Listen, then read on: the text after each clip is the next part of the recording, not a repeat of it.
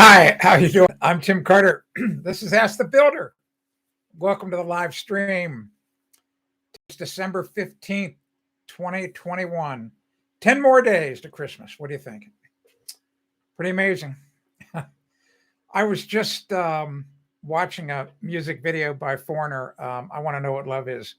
It was the one where he had the group of people at the end of the song, that helped him finish out the song. It's really a beautiful video. It's really fantastic. But anyway, that's a good group, Foreigner. Before we go any farther, Stain Solver. What do you think about that? Great product. It's a certified oxygen bleach. My wife and I own the company. You just mix it with warm or hot water, creates a magic cleaning solution, and it cleans anything that's water washable. So just go to stainsolver.com. I say this each and every day. Just watch the videos, and it's just a great product. I can't say anything else about it other than it really works. Really great for cleaning anything that's water washable, inside, outside your home. If you have some problems over Christmas, where you have family over, friends, somebody spills some red wine on a carpet or an heirloom tablecloth, don't worry about it. Hey, Steve, I'm doing great. Just relax, get some stain solver. Stain solver, it even gets out set stains. So it's a really great product. Yeah, Steve, I'm doing good. That was a pretty, it's really fun. I really like the sunrises. Steve's talking about the sunrise video that it's on my channel. Actually, if you go back to the Ask the Builder channel, you'll see the sunrise from today. So not every sunrise is good. Some days it's cloudy, some days there's no clouds. What makes that sunrise spectacular are the clouds have to be just right. And I could tell right at dawn that it was going to be probably a pretty good sunrise. So I was up anyway, and you'll enjoy this. I just love getting up early, and so I made a cup of coffee and I put it in my Klein, insulated stainless steel mug, and it's got a cap for it. I don't have it up here now, but it keeps everything nice and warm. So I took my coffee down to the shore of the lake and just watched the sunrise. Shot some photos here and there, and then I shot a quick video too. And I'm about a third of the way into the video, and I hear what I thought was a plane at first. I'm going, oh, come on, you're going to ruin everything. And it was a helicopter. So anyway, you could hear it in the last 20 seconds. So good video. Hope everything's okay over in the UK, Steve. Hope everything's okay. So today we're going to talk a little bit about deterioration, house deterioration. All right. Before we talk about the house deterioration, I'll answer your question. So you're going to like this, Steve. So after that live stream on Monday, I watched the video you sent. I thought, oh, wow. So I then, on my dashboard, I don't know if it's every YouTube partner. I don't know if you have it, but I have the ability to chat people at YouTube. I don't know. I doubt that. I just have this feeling they're not in the United States. It doesn't matter. So I told the woman about it, and she was very helpful. And she said it's in beta right now, and she said you should be getting it in January. Well, that's right around the corner, so we shall see. And I just told her. I mean, I was kind of giving her a little bit of grief, but it didn't mean anything to her. She doesn't know who I am.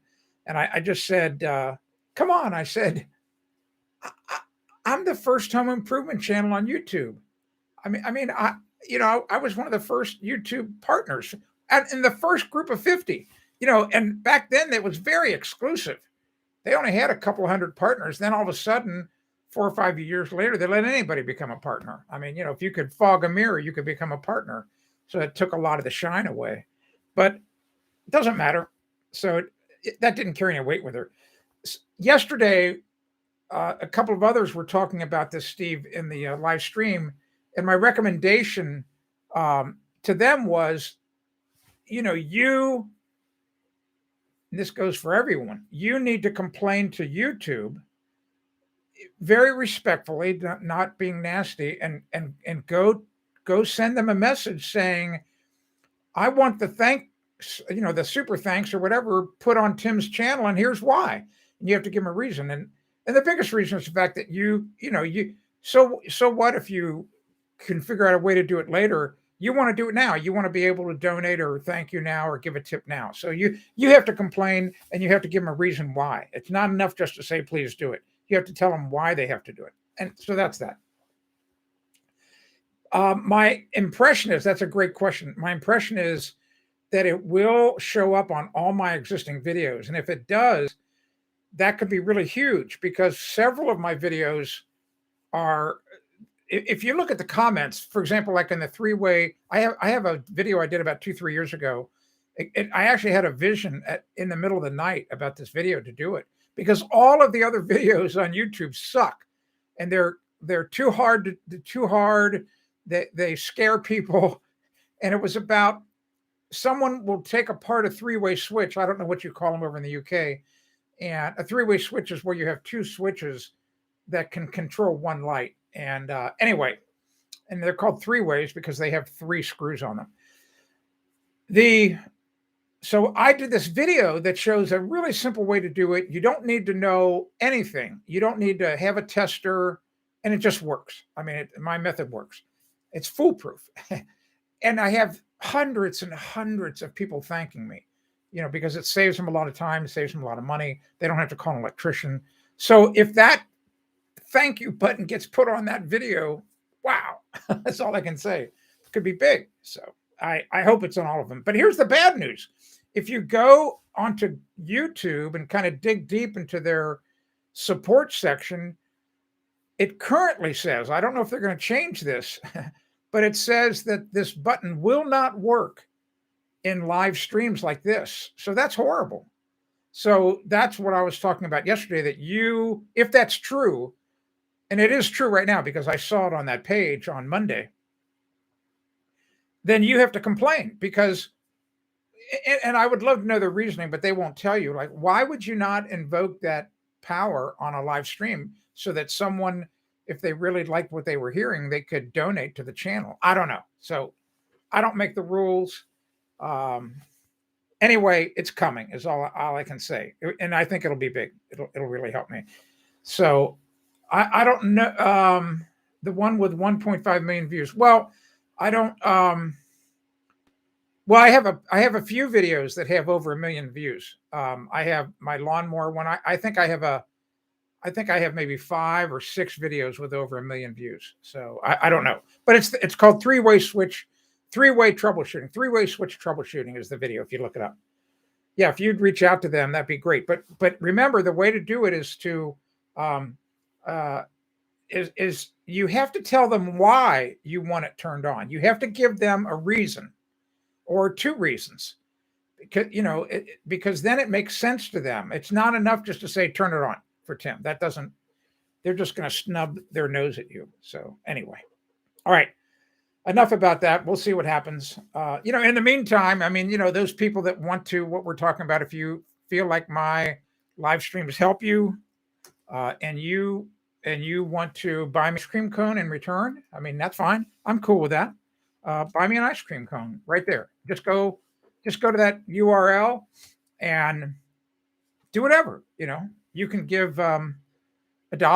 You can give whatever you want. Doesn't matter. But and I'm not begging for money. I'm just saying, if you want to reciprocate, that's one way to do it, until such time as YouTube makes it easier for you. Simple as that.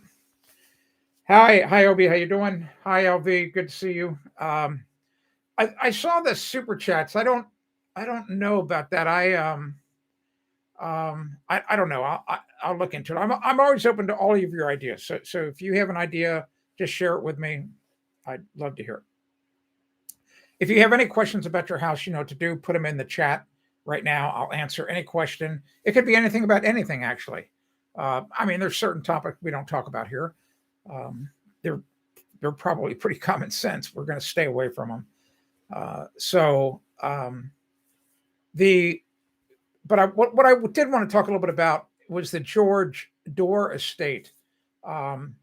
See, Steve, See, hey, Steve, see that link that just came up? I think that's malware. So you can delete that if you want. I think that's malware. I just don't. That came up before. Um, so anyway, I don't know who Amy is, and if Amy really is Amy, that's the problem with this daggone social media. You can hide behind a fake name. Why don't you? Yeah, bingo. Yeah, good job. I don't. If Amy, if you're still here, Amy, and you think that's a valid link, why don't you tell us what it's all about instead of just posting some sketchy looking URL. All right. So anyway, thanks, Steve, for doing that. That's exactly what I want you to do. Be watching that. Thank you. And you're the one who warned me that would happen. Deterioration of houses.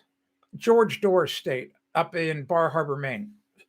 I got to see this estate for the first time. I'd driven by it a lot of times, just a bunch of woods now. I didn't know it was there. And this is just a really sad story in my opinion. And this happens all the time. And Steve, you'll be sensitive to this because you have a lot of this, I think, in the UK. The George Dorr came from a wealthy family, and his mom and dad back in the 1800s, they had come to love Bar Harbor, and back then it was really wilderness. There weren't a lot of people, but it was a wonderful place to come to in the summer to get away from the smells and odors of the cities. And it's just if you've never been to Bar Harbor or Acadia National Park or Mount Desert Island, you should. It's absolutely beautiful. They built a 30-room summer cottage. All right, 30-room, so big house. All right. And I've got actually, I was stand by here because I had saved this for the stream. I actually want to show you the photo of their summer cottage. So I'm getting a link to it right now, and then I will put it right here in the chat. Yes, it says, let anyone with a link share the photo. I don't know about, this should just give you a link to this one photo. I hope. I don't think it should let you see everything in the album. Let's see. Boy, I wish there was a way I could paste a photo in that chat. Anyway, let me test something out here real fast. So George Dorr. It turns out, so George Dorr loved, as he got a little older, he loved the outdoors, and this was right around the time when Rockefeller, the son of the original John Rockefeller, the second, so the junior, he had bought up hundreds and thousands of acres up there, and in Bar Harbor and on Mount Desert Island, which subsequently he donated to the federal government to become Acadia National Park. All right, so so this link is good. So it just shows you the photo. I didn't want to share all the photos in the album.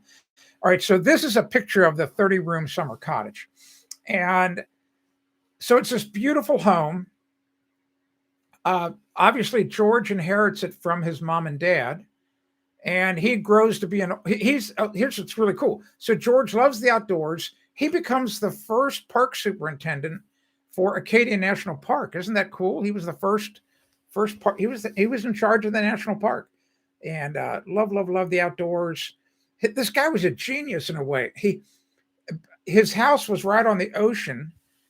This picture that I should have shared, and he actually built this swimming pool. You can read about it. You can go online and read about it. He built this pool that was at the right elevation with the ocean, and it would automatically fill at high tide, and then it would drain at low tide. So it was clean. It was self-cleansing all the time. Really interesting technology. And some of the walls for this are still there, out in the tidal basin.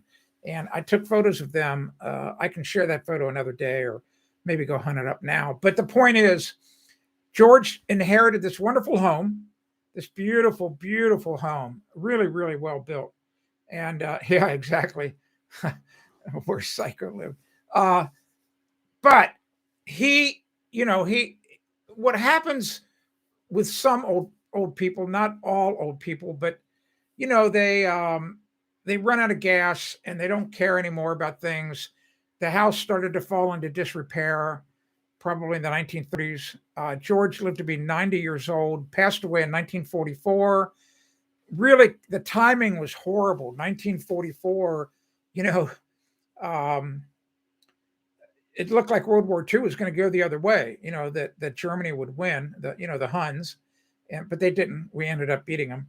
And anyway, so George passed away in 1944. The house was in pretty bad shape at the time, and then in 1951, I think it says in that photo, they tore it down. You're like, I guess maybe he had donated the property to the town of Bar Harbor or to the national park. He probably donated to the federal government. Anyway, what a shame that house was torn down. Now, part of it was to blame for him because he wasn't taking care of it. Okay, I get that. But what causes the deterioration? It's really that simple. So the biggest reason you see all of this happen, it's really simple. It's water. And it's the same thing with the old castles over in the UK and in Europe. If you take a roof off a building, water is going to win the battle over time. So the first step in preventing deterioration is you got to make sure the roof's good, and you've got to keep water. You've got to keep the overhangs big if you can. Keep water away from those walls of the house, and it's just water's so bad. But this house, the foundation's still there. You can walk on the floors. You saw the photo. That's the thumbnail. That was the sunroom of this wonderful house, like the big screened-in porch. And it's just that you just have to understand that there are historic buildings that you like. If you really think a building should be preserved, then what happens is you have to be proactive. And this is not easy. This is so very hard. But you can form an organization, a group, whatever. You can get there typically are grants available. You can start to raise money, and you can take over some of these older buildings and preserve them. And there's many old buildings that probably should be preserved, but unfortunately they deteriorate, and then they get beyond the point of no return, and that's really a shame. It's really simple. It shouldn't happen.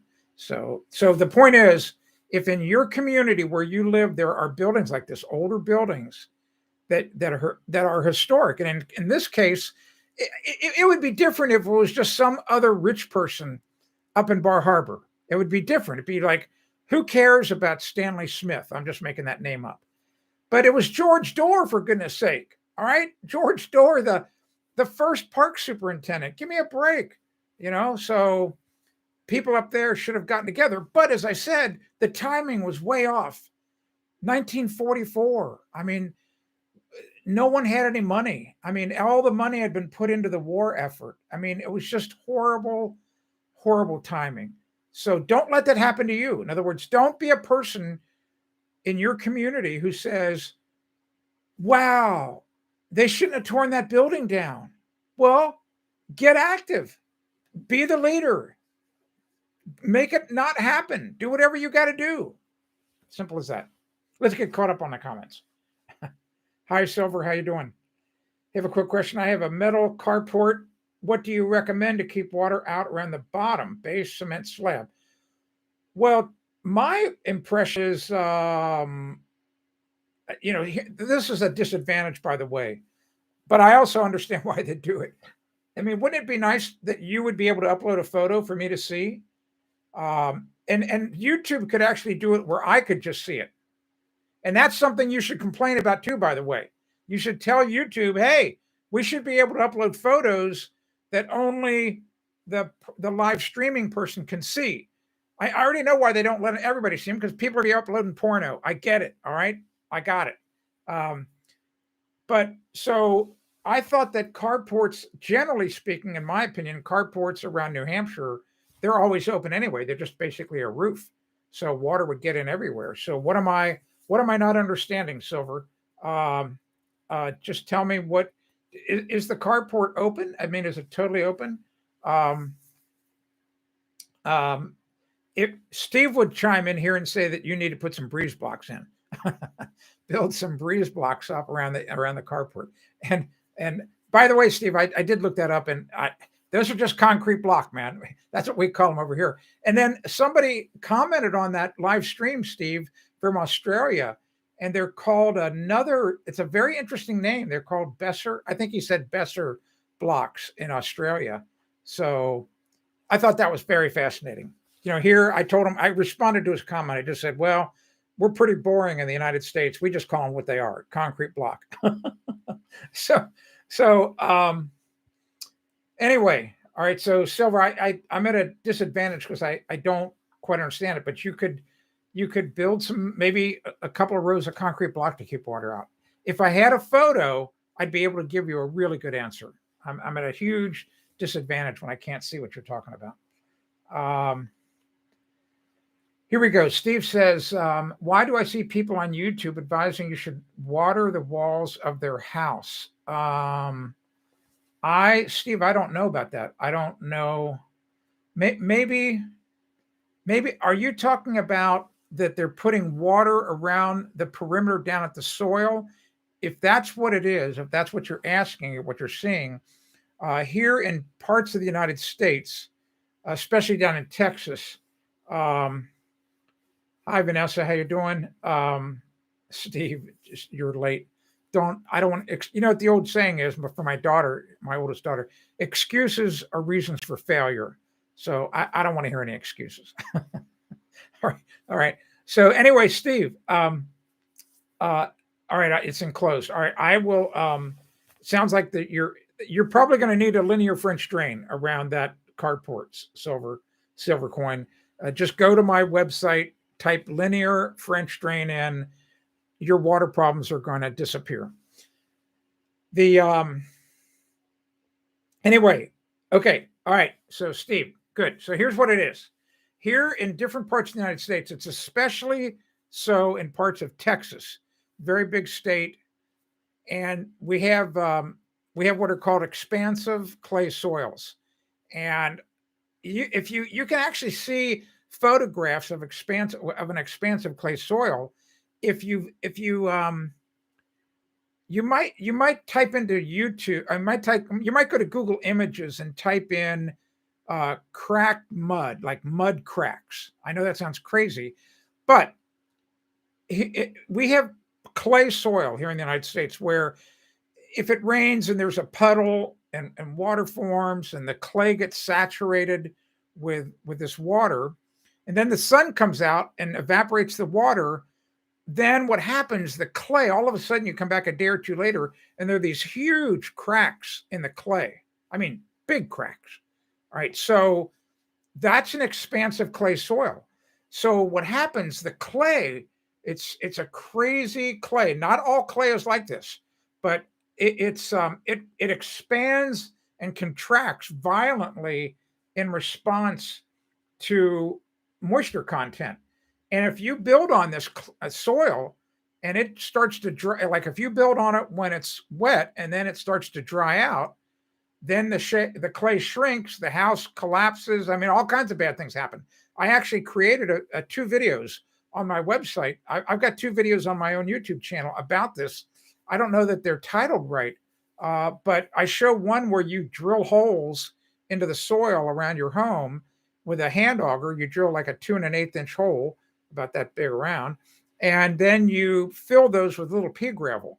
And what happens is, because you've dug this tube about 18 inches deep, 2 feet deep, and you put a sprinkler hose or a soaker hose over that, the water can get down deep into the soil very quickly. And basically, you only put water in it when it's dry, when you're in a drought condition, because you want to fool the clay down below. You want the clay down below to think, hey, it's raining up there. What do you know? And so if you keep the water content in the soil constant at the same rate, the clay is just going to stay like this. I mean, it's just going to, I'm not doing it right with my hands. It's just going to stay the same size. So, but if you let it dry out, then it's going to get smaller. So that's why they're watering around the foundations. I hope that understands. Oh, all right. So you are saying some breeze blocks are very light, though. Yeah, well, we have that here in America too. Once again, we're boring. We call them lightweight concrete blocks because they're lightweight. I'm sorry. I'm sorry. I'm in a good mood today. All right. All right. All right. So anyway, so yeah, silver.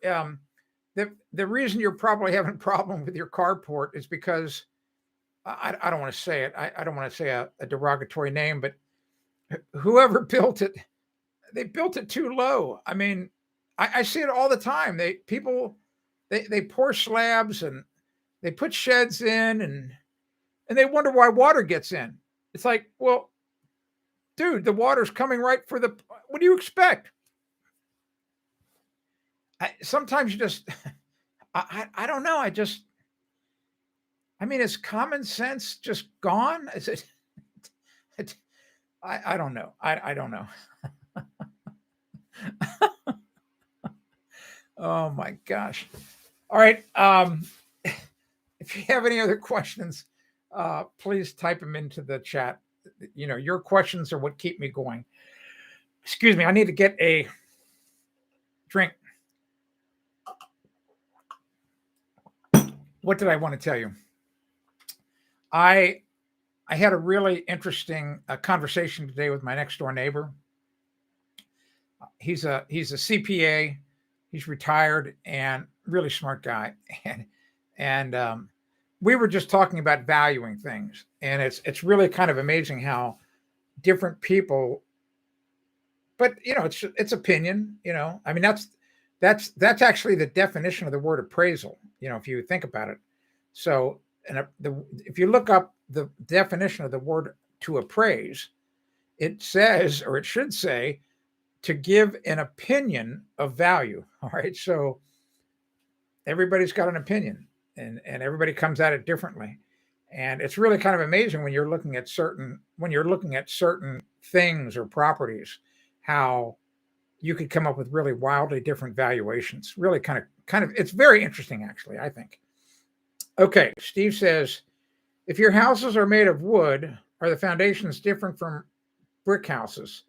No, the foundations are not different. What do you think of that? Most of the foundations here in America, well, that's not really an accurate statement, what I was going to say.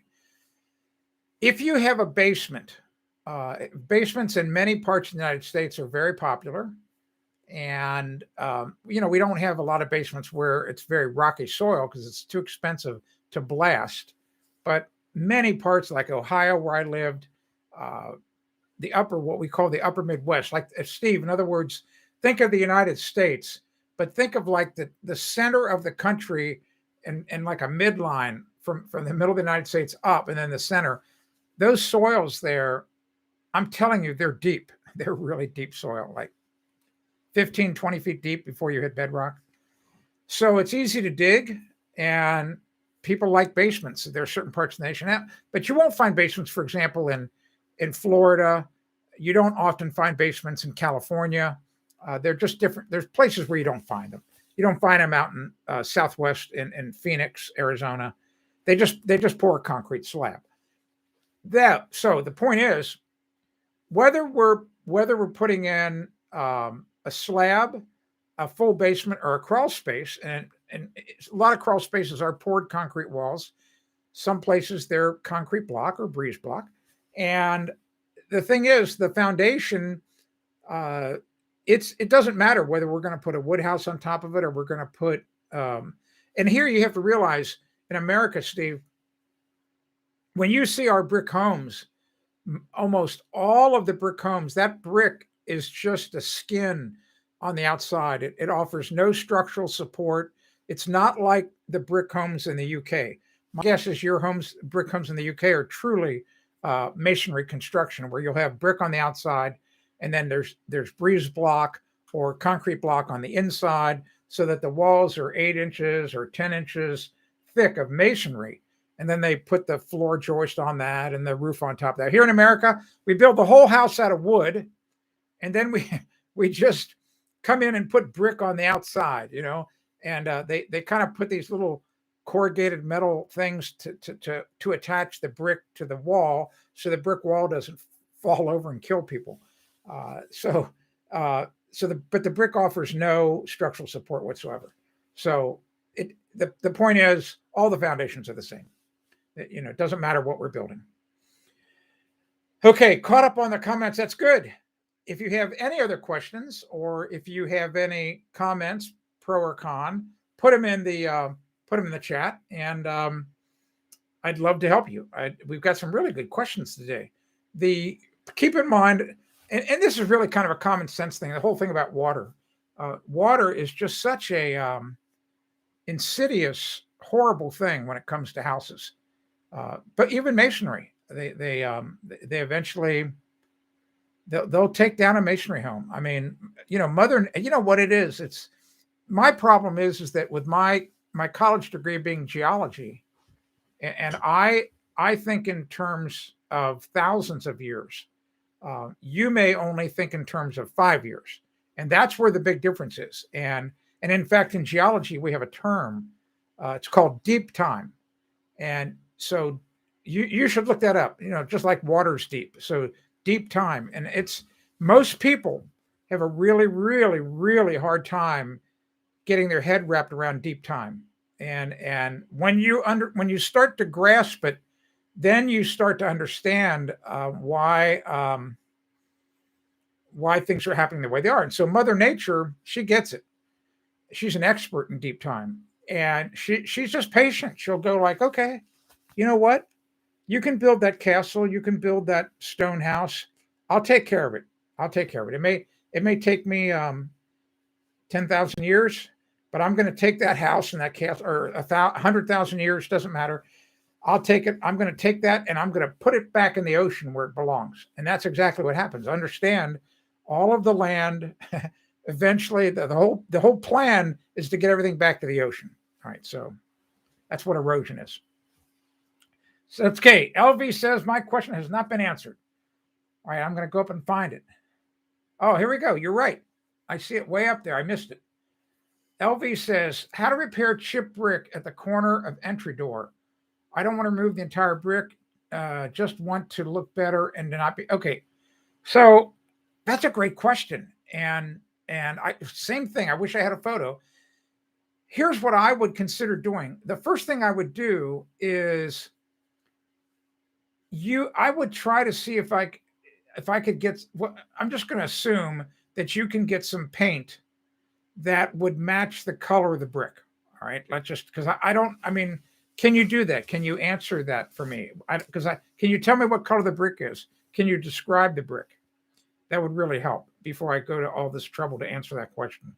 Kind of describe the brick to me, LV. I know it takes a little bit of time for you to type and for YouTube to show it to me. So, okay. All right. Okay, good. You guys say yes, but I still want you to describe to me. Can you just kind of briefly describe the brick, the color of it? That would really help. All right, reddish brown block color. Okay, good. So one last question. Tell me, how big is the chip? Would the chip be the size, would it roughly be the size of a grape? Would it be the size of a raisin? Would it be, just give me something that a very common thing of what the size of it would be, a golf ball, a walnut, whatever. That would be really helpful. Once I know that, I'm going to tell you how to solve the problem. All right. 1 inch. All right. That's good enough for me. 1 inch. So I would mix up some mortar, just a really, really a good, strong solution where probably I would go 1.5 parts triangle shaped brick chip. Okay. But you're going to be able to get some mortar, and you're going to be able, or it doesn't have to be mortar. You could also use if you watch, I have a video. It's at least a 2-part video. Go to my channel here, wherever you are, and watch my video about, okay, I'll answer that in a little bit, Steve. I think I will. I want you to watch my video about wood epoxy repair, and you're going to see me fixing this brown wood beam. And so that epoxy that I use and they make a masonry one. The one I used was for wood, but they make a masonry one. And so that would be a really good product to use here because it's very stiff. It's like peanut butter, so you could put it on and it shouldn't sag. But anyway, you would just have to basically recreate either with mortar or epoxy or some compound wherever the chip is missing, and then get it sanded, get it to look perfect, and then you're going to paint it with this paint to look like the brick. And most people are not going to notice. They won't even see it. So the key is to really take your time. The most important part of this whole repair is getting the color of the paint right. And sometimes you have to use two colors to kind of blend them together like camouflage, because the brick might not be a uniform, perfect one color. So you get the color right, and then that's 90% of the job, because putting something in that you're going to paint is really easy. So I hope that helps. All right, what stone is the White House made of? I really don't know, but I'm going to assume that because it's such a smooth finish. I've never been up close to the White House, but from photographs that I've seen, I would almost like to believe it's made from the same stone that a lot of the buildings in Washington are made from, and that's what we call the New Bedford limestone from Indiana. I have a really hard time in my head because Indiana was not really. Indiana was the frontier back when the White House was built. So they had to use some type of fine grained stone that was much closer to Washington D.C. because I think the White House was built by the late 1700s. It's a really great question, by the way, because you guys, Steve, you guys came back over here because you were so pissed off. It's like you see these stories in the news where two people are estranged from one another or divorced, and the husband comes back and beats up the wife, it's horrible. It's really horrible stuff. But he gets angry. So we broke up, in 17. I guess we kicked your butts. Don't be angry when I say this. So the war ended in what, 1780 something, and then 20, 30 years later, you finally get pissed off and you come back over here and you burn down our White House in the War of 1812. The British came back, they took over Washington D.C. and you were so upset you burned it, but the stones still remained.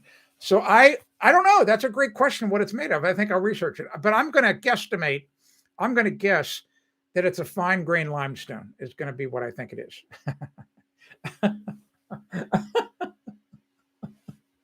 Oh, history. I love history. Oh my gosh.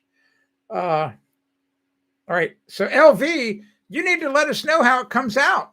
When I give you this advice and you do the repair, then you got to come back and say it worked, so, all right. So here we go. Do I have bears? Absolutely. In fact, do I have bears around here where I live? Right. If you came here right now to my place, within, I don't know, 90 seconds, because it's only, we have to hike up a little bit of a hill. That's the only reason it would slow us down. I would say within 200 feet of where I'm sitting right now is a bear den. I know it for a fact, and they're in there hibernating right now. So I would not want to go up there and put my flashlight in and say, hey, what are you guys doing today? Not a good idea. So yes, we have big bears here. We have big, they're not grizzly. The bears we have here are brown and black bears. If you ever have anything, if you hear about this in the UK, in the spring when the mama bears, have their cubs, and you would never, never ever even want to think about getting close to those guys. I mean, just if you get between the mom and the cubs, it's all over for you. You're done. You're done. So they're very dangerous. Very dangerous. All right. So, all right, here we go. Glory says, I've been trying to catch the last 3 lives. Well, I don't know who would be ducking you, but I'm here. And here's the good thing, as you probably know, as soon as the live stream is over, I think actually even as the live stream's happening, YouTube is processing it. So it automatically is available for replay as soon as I end it. So if you miss a live stream, it's not a problem. Just come back and watch it the next day. Simple as that. All right, here we go. I'll catch up with that in a minute, Steve. All right. PM says, putting up new work lights in the basement. All right, good. 20 amp GFCI. All right. First 20 feet, all twists and turns and conduit using number 10. I don't know why you'd use number 10. Then straight when you, I don't know why you would be using number 10 because that's just overkill. I mean, it just, if you've got a 20 amp, you've got 20 amp breaker, you've got a 20 amp GFCI, got probably maybe a 20 amp breaker in the panel, then you only need to be using 12 gauge wire. So I think you're just, okay, good. Nothing put in place yet. Good. So just use 12 gauge wire. I mean, it's 20 amp. Don't waste the money on 10 gauge wire. That's what I would say. So, way into adventure. Hi, how you doing? Glad you're here. All right. Here's TC Chiang. What materials do we use for mortar crack? Give me some help here. Tell me how big the crack is. Is it, can you give me a measurement? I'll take either millimeters or inches. Is it 3 millimeters? Is it 1/8 of an inch? Is it 1/4 of an inch? If it's mortar, I mean, most mortar joints are only 3/8 of an inch. That's the total mortar joint. So typically a crack would be much, much smaller than the entire mortar joint. So about 2 millimeters. Okay, so that's really small. All right, so 2 millimeters is nothing. So there's 25 millimeters in an inch, right? So there's the crutch word. I hate those things.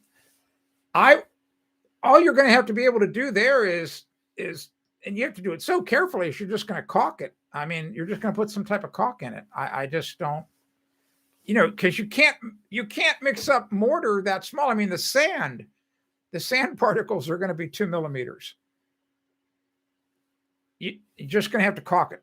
And the trouble is the caulks, the problem with caulking those little cracks like that, in my opinion, is that typically it looks worse than the crack because you can't get the caulk to match the mortar color because the mortar color is made up of the sand, and then the caulk does not match the brick or the block. So it's not an easy thing to do. I mean, you could try to use a clear, some of these clear water-based caulks. I would not use silicone. It's so hard to work with. But and also, here's my other advice. Don't do the whole crack. If you're going to use caulk and if you're going to use a clear water-based one, only do like a 1/2 inch. I know it sounds crazy. Just do a little bit. All right. And then come back a week later and see what it looks like. And stand back 10 or 20 feet from it. And if at 10 or 20 feet, you can't see it, you can't see the repair, that's a good thing. That's the problem with a lot of repairs. A lot of people just get too close to it. They're standing like that. And that's not what it is in reality. In reality, when you look at a house, for example, or something else, you're always standing 5 or 10 feet back.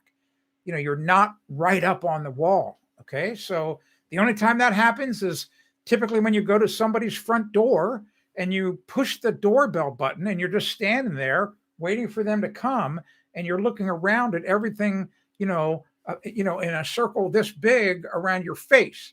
All right. So that's why, and just so you know, that's really kind of an important thing. I wish Will were here. He would really appreciate this. When I used to build, you didn't, I know this sounds crazy, but this is I think many builders build this way, except for church jobs. Church jobs are different. But you did different levels of quality at different places because, you took extra time, for example, around front doors. And because you knew people were going to stand there, you took extra time where people could come right up to the house. But when you're 30 feet in the air and you're putting pieces of siding on the house, do you think someone can tell if it's a quarter inch out of level? No, they can't tell. All right. So I'm not saying to do bad workmanship. I'm just saying you can get away with different levels of quality if what you're going after is visual appearance, just those issues, not when it comes to weatherproofing and all that. That always has to be the highest grade of quality everywhere in the house. But for visual things, the higher you get, the tolerance becomes greater of what people can perceive as an error. Simple as that. Okay. So you asked, TC says, should I just leave the crack? Well, that is another issue. That's what I have. I have a problem with this live streaming. Here's what you need to know on my website. So I offer a consulting service. I'm not trying to sell it to you right now, but I have many, many people who hire me for 15 minutes. They send me photos. They send me a lot of photos. I look at them and I tell them exactly what to do. The trouble here is I cannot see a photo of this crack. I don't know anything about it. I don't know any context. I don't know where it is. So it's really, really hard to say, just leave it. I'm telling you that a 2 millimeter crack, you can caulk it with these water-based clear caulks, and they don't, some of them do dry crystal clear. And I would try that at first. Just make sure on the label it says that it will stick to masonry. You have to read the label to see if it's approved for use on masonry. And like I said, just caulk a ½ inch or an inch, and then let it cure and see what it looks like. And make sure you cut the tip really small. Make sure you have a sponge. Make sure you don't smear it all over the mortar and the brick. You got to be really careful. You got to be really careful when you do that. So anyway, that's what I would do. So we're pretty much caught up here. If you have any other questions, let me know. Very glad to help you. If you would like to hear, you can click the like button. If you want to, because we don't have a thank you button here, we don't have, YouTube has not given it to us yet. And even so, they say that it's not going to work. You can, you feel generous, you can give me an ice cream cone. Mocha chip, great stuff. If you're here in the United States, you can go to aglamesis.com. So Agla, so AGLAMESIS. It's an Italian name, aglamesis.com, and they have incredible candy. In fact, here are some of their. Here's the name of the company, if you can see that. So it's in script, AGLAMESIS. Cincinnati, Ohio. Here are some of my favorite candies from them. So these are pecan, they're called pecan days. So what you see are a mixture of darkened milk chocolate, and they put pecans first down. I think they put a little bit of layer of chocolate. Then they put the pecans down, and then they pour caramel over that, and it stiffens up. And then they dip the thing or pour more chocolate on it. These things are deadly. They're so good. I mean, they're just fantastic. But so and they make all different types of candy. So I can't say enough about this company. My daughter used to work for them. My youngest daughter. Their ice cream is incredible. Their mocha chip ice cream. Oh my gosh. Oh. and if you live in the United States, the point I'm trying to make is this time of year they'll ship the ice cream to you. They just pack it in dry ice, and it's just that in the summertime they won't ship it to most places because it'll melt. But I order ice cream from them all the time, so it's good stuff. Place it in the chat, please. Sure, here we go. Good idea. I'm going to assume that they're HTTPS. I can't imagine that they're not. So see if that works. Let me know. Good stuff. I like to promote companies that make really good products. This is a family-run business, and in fact, the second generation owner, really great man. His name was Jim Aglamisis. You can read about him on my website. Just go to askthebuilder.com and type Aglamisis in. You'll read a tribute that I did to Jim. Jim passed away, I think, about 6 months ago, and great man, great guy. He and I became really good friends. And his daughter and he adopted a young boy many years ago, and his adopted son is president of the company now. I think his name's Randy Young is his name, and really great family. And I just love promoting family businesses. And I just, all I can tell you is they make great candy and they make great ice cream. So Steve wants to know, when you buy a new house, do you have guarantees or protection? If so, how long? Yes. Almost all builders here offer a 1-year guarantee. Some offer a longer guarantee on structural items like the foundation, like maybe 5 years. So yes, we have guarantees. But it's like anything else, Steve. I don't know how it is in the UK. You have to read the fine print because in other words, and I'll give you an example. So years and years ago in my contracts, I actually had in my contract with homeowners, I had a whole area kind of about the warranties. And I actually listed the things that I would not cover. All right. That I think about that. I'm actually telling the people before I even start the job, these things are going to happen and I'm not going to cover them. And one of them, because I knew about this. So here's a really interesting thing about concrete. Many homeowners, if I was to pour a concrete slab or a concrete sidewalk or a concrete apron or their basement slab, they love how it looks at the beginning. I mean, it's just monolithic, beautiful, smooth material. And then all of a sudden, overnight or a week later or a month later, it gets a crack in it, this ugly crack across the concrete. So guess what? Guess what? Concrete is supposed to crack. I knew that. Here's what you don't know about concrete. You might not know. So for every 10 feet of concrete that you pour, like let's just say a horizontal slab, it shrinks a 1/16 of an inch. So if you pour exactly 10 feet, I know I talked about this in our past stream. If you pour 10 feet and you come back a year later, it does not measure 10 feet. It measures 9 feet, 11 and 15/16 inches. So you go, well, where's that other 1/16 of an inch? Oh, okay. So here's what happens. So shrinkage in anything creates what we call tension because it's shrinking and it's, one part is pulling apart from another. So if I have if my hand represents like the middle of a concrete slab and the concrete's, trying to shrink, in other words, it's becoming less here. Well, it tears itself apart. So that's, it tears itself apart. So it creates tension within the slab. So I would tell people your concrete's going to crack. Now, what we can do on flat work is we can put in what we call control joints. And I don't know if you see that over in the UK, if your masons do that or not, but here in the United States, and unfortunately, most of the ones here in the United States, they're not deep enough. So in other words, if you look at a concrete sidewalk in America, you'll see that the concrete finisher puts these lines in it, maybe every 3 or 4 feet.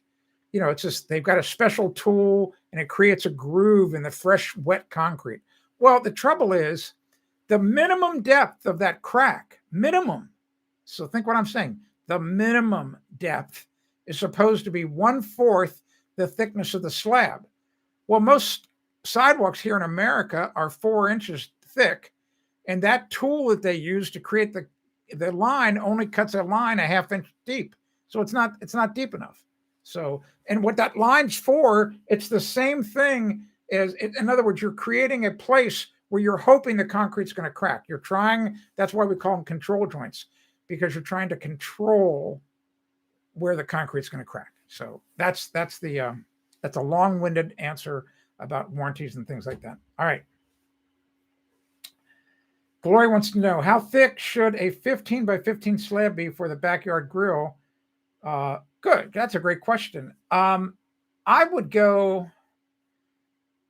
I would go 5 inches. I like 5 inch thick concrete slabs. I love half-inch rebar, and I would put the rebar, so that there's an inch and a half of concrete underneath the rebar, and you would make, you put it in, you put in a cross-haired pattern where each rebar is 2 feet on center, and it would look just like a piece of graph paper. You know what a piece of graph paper looks like. It's got lines that go both ways. So these little squares. I don't have any graph paper here. I know you know what graph paper looks like, but the grid would be 2 feet on center, and you want minimum inch and a half of concrete underneath the lower row of bars. So you have to set that rebar up on chairs.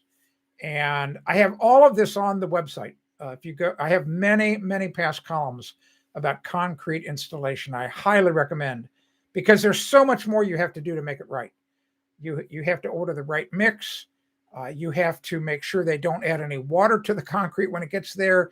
You have to make sure there are enough people there to finish it, and that they don't sprinkle water on it. And then even after it's all finished, you have to make sure it's cured. It's awesome if you can do it at the right time of year. In other words, the best conditions to pour concrete. And this may sound crazy to you, but if I had my choice of when I was pouring concrete, it would be on a horrible overcast day. And I'm talking about flat work, like what you're talking about, where it's going to be a sidewalk or a driveway or a patio. It would be a horribly gray, overcast day where there's no chance of rain. It's just that it's overcast. There's no direct sunlight. And the temperature would maybe be, I don't know, 55, 60 degrees Fahrenheit. That would be, those are ideal conditions to pour concrete in. I know it sounds crazy. You're thinking, oh, it should be a 90-degree day with the sun out and a nice wind blowing. That's the worst conditions to pour it in, the absolute worst. All right. Okay, good. All right, so answered those questions. That's amazing. We have been on for almost an hour. It's pretty amazing. And once again, remember, if you like what you hear, hit the like button, click it, and it just helps us. It helps us a lot. And you also want to spread the word about the live stream. One thing I did, I think you missed this, Steve, if you're still here. I in my column this week, my syndicated newspaper column still goes up to 60 papers. So in the column that I wrote this week, and it has not appeared yet nationally, it may appear next week. It may appear 2 weeks from now. But I changed the tagline at the end of the column, and all the papers are going to be running it every week to let people know about the live stream.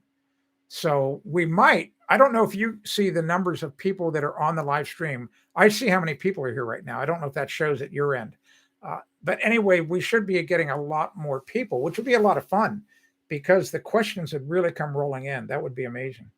All right. Glory says, does super plasticizer stop shrinkage? No, it does not. And same thing, you want to minimize additives in concrete. I can take you to older cities, some places. Here's all you need to do. This is really interesting.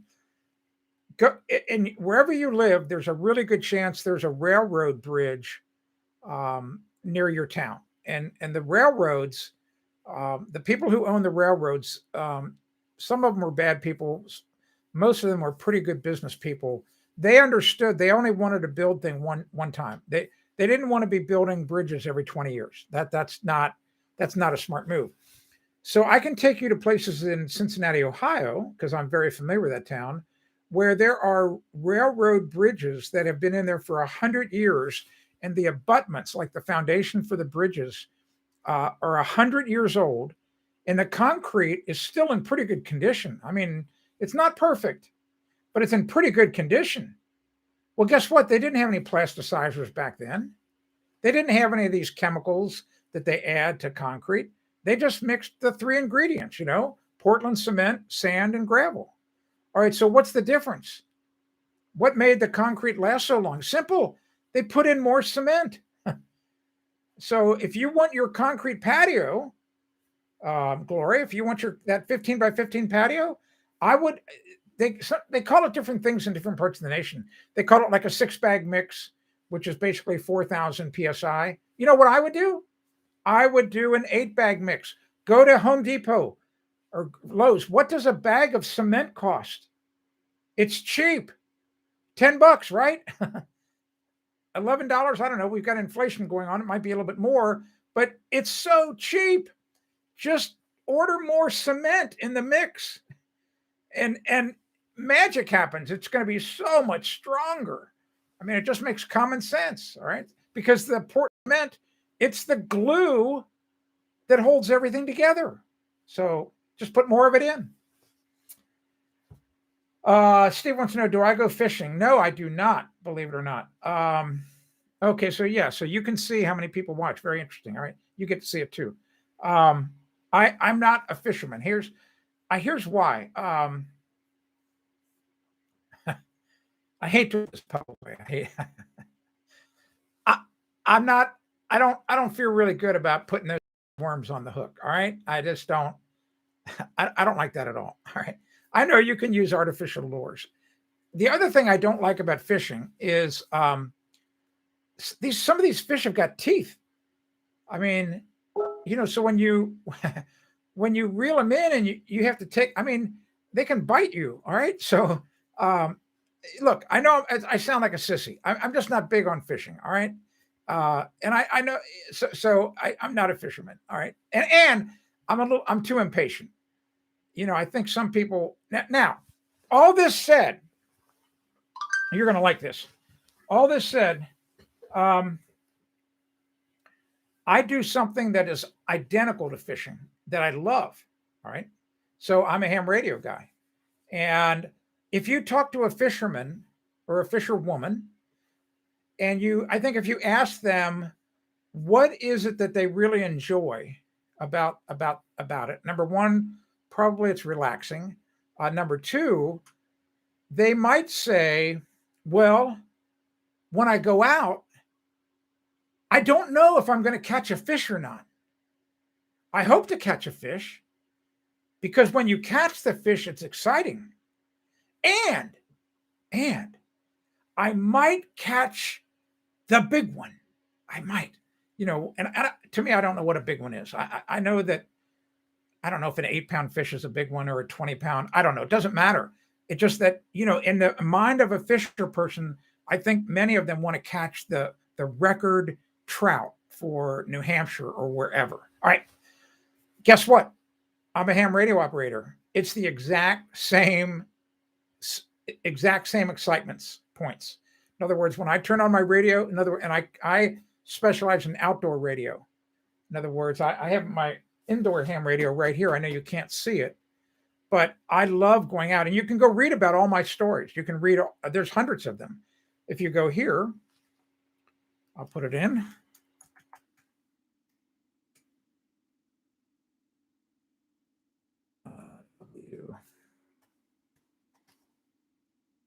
So if you go to that website, that's my ham radio call sign. It's a vanity call sign for Ask the Builder. All right. So you can read all kinds of stories and see how excited I was about it because it's the exact same thing. I go out. I don't know whether I'm going to contact somebody or not. I hope I do. And if I do, it's exciting. Like, wow, I caught some, because we don't know if the sun is what controls ham radio. So you can kind of look at the forecast and whatever, but I don't ever do that. I don't care about that. I just want to go out and see if it's working or not. And then guess what? I might get the big one. In other words, I might make contact with somebody in Japan or New Zealand or Antarctica, or some very small, tiny island in the Pacific. In other words, places where there aren't that many radio operators. So I fish. So basically, yes, I do fish, but I don't fish for fish. I fish for other radio operators. Long answer, but it's still a lot of fun. Yeah, don't like worms and teeth. Exactly. I'm not smoked salmon. Look at that. Look at that name. We're talking about fishing, and he's salmon. So anyway, uh, but I have friends of mine who love fishing. The only fishing I would like to do, and I actually took a 1 day class in it with my son. The only fishing I would do if I had to fish is I'm really attracted to fly fishing. That I really that is interesting to me because and you'll appreciate this, Steve. Back in the day, and I still have all my stuff. I love playing darts. I mean, I love playing darts. I love playing darts. I love playing ping pong. Um, so fly fishing to me is like throwing darts. So you're trying to play cricket and get 320s and 319s, blah blah blah. So fly fishing, exactly. You go, you know what? I'm convinced there's a flipping fish right over there. So you try to cast your fly, your thing right over to that point. So I think that's really interesting fishing. So when I retire, I might go out west.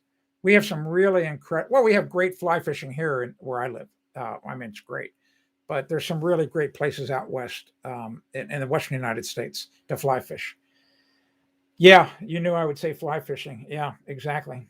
Yeah, it's a neat. I mean, it's because to me, that's more challenging than just throwing your thing in the water and watching your. I have people come by my house all the time fishing. They're in these little boats and they've got these little electric motors. They're just coming along really slow, and they cast. They're casting out every now and then, and they're trying to reel it and they're trying to tease the fish and all that. But fly fishing, that's what I would do. We've been on for a while, hour and 6 minutes, and we didn't talk a lot about home improvement, and I think that's okay. I think I told you that this lead up to Christmas was going to be, uh, more relaxed. I want to make it entertaining for you. I still want to have fun. Questions you bring up or whatever, I enjoy talking about. That you don't like fly fishing. That's okay. It's okay that you don't like it, Steve. I bet you've got some great fly fishing places over there in the UK, though. I mean, I've seen some of the rural parts of the UK. To me, just some of them are just so beautiful. I have ham radio operators who put up photos all the time of some of the rural. I think the northern part of the UK, not all the way up to Scotland, but just the northern part of England. And my goodness, the countryside there looks stunning. It looks really gorgeous. So I just would think there's some nice streams up there fly fishing. Yes, Scotland. Yeah. I'd like to go there one day, but I probably it wouldn't work because wouldn't be able to understand them. I just don't. I don't know. I would need you as a guide, Steve. I need a guide. So I got to have a guide. Uh, okay. Well, I think we ought to close up shop for today. I think we did a lot of good things, and I had a lot of fun. So I'm not going to be here tomorrow, and I'm not going to be here Friday. I will be back next Monday, Tuesday, and next Wednesday, and I will wear my Santa hat. All right, because it's Christmas week. I didn't want to wear it now, and so anyway, we will have a lot of fun next week. And I want to thank you for being here. I want to thank you for watching. I'm having a lot of fun on the live streams. I hope you're discovering as much that's making you happy that I'm having as good a time delivering it. So yeah. Yeah, you may not catch for two. Yeah, and you shouldn't. You know what? It's a special time of year. Everybody should kick back and remember the week between Christmas and New Year's. I'm not going to be here either. I take that week off. I do a lot of deep thinking, planning, kind of catch my breath. So I'm not going. So there's only going to be 3 more streams between now and January 3rd. Simple as that. All right, Steve. Good night, buddy. Thanks very much. Your mother was Scottish, just like Trump's. What do you know? Good for you. Good for you. So thanks for being here. There's that crutch word again. It just comes out. It's crazy.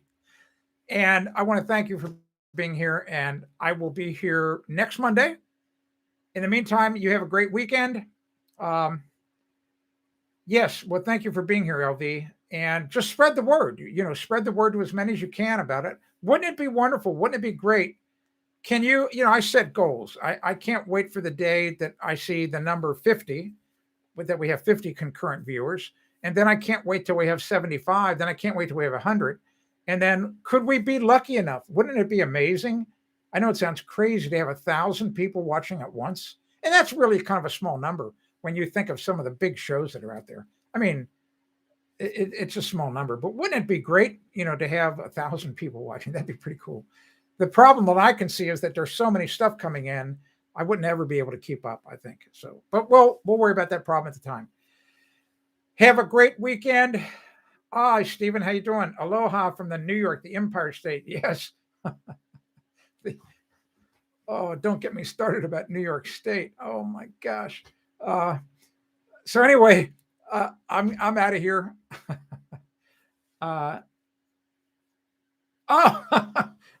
Why does that not surprise me, Steve, that you got kicked off? I don't go there. I mean, it's just horrible. I mean, that's why I backed away from Fascist Book too.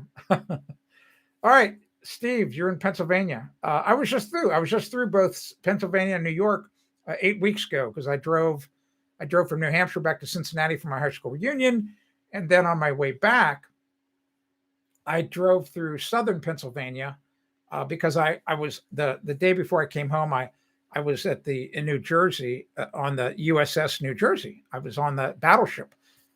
It's a museum ship. Oh my gosh, it was wonderful. So, wow. I think I should share that link to the album of that. I think I'll do that. Actually, if you want, I'll do that right now, real fast for you. I'll go do that if I can bring it up really quickly. You need to see these photos. So they're really, really, here we go. I'm in the wrong tab. Here we go. So I'm going to share with you right here. You are going to love these photos. There we go. If you've never been here before, if you live in the United States, and I'm sure, Steve, if you're still here, you probably have gone. You might have gone. I have to believe that you've got some old World War II naval ships that are open to the public. But this should be a link that works for you that shows all my photos that I took when I toured the USS New Jersey. I should have taken a lot more, but I've got a lot. I've got some video and photos. But what an amazing, what an amazing ship. Okay, you're still there. So anyway, you might enjoy those photos of the USS New Jersey. It's just an amazing ship. It's so, I mean, you just have, unless you get on one, you don't have any scale of how big these ships are. Crazy. Bingo. There you go. The HMS Belfast. Yeah. So I'd love to see it. Yeah. So look. So there's a gift for you. Look at those photos of the New Jersey. I think you'll like it. Boy, just everything is so big and so heavy, and the steel is so thick. I mean, it's just crazy. Just like, oh my gosh. I'm out of here. Not to be confused with London Bridge. Yes, yeah, that's in America now. Down in Arizona. Oh, okay, I won't rub it in. I hope I get to meet you one day, Steve. I really do. I think we would have a great afternoon together. Oh my gosh. Okay, I got to go. I'm out of here. So thanks for doing it. I will see you next Monday, and you have a great weekend. I know I'm going to have one, and thanks for being here on the live stream. It's really, really wonderful. Tell your friends about it. Share it on social media. Let's try to build it up. I know you still have one, but it's the replacement bridge. It's not the real one. It's not the real London Bridge. What do I know? I'm no expert about the London Bridge. All right, I get it. I'm out of here. Thanks so much. I'm Tim Carter. This is Ask the Builder. You can tell I'm in a good mood. I had a great time today. Thank you. And you made that possible. You're the ones who put me in a good mood on this live stream. I'm having a blast. It's such a gift. I'm out of here. Thanks very much. I'm Tim Carter. This is Ask the Builder.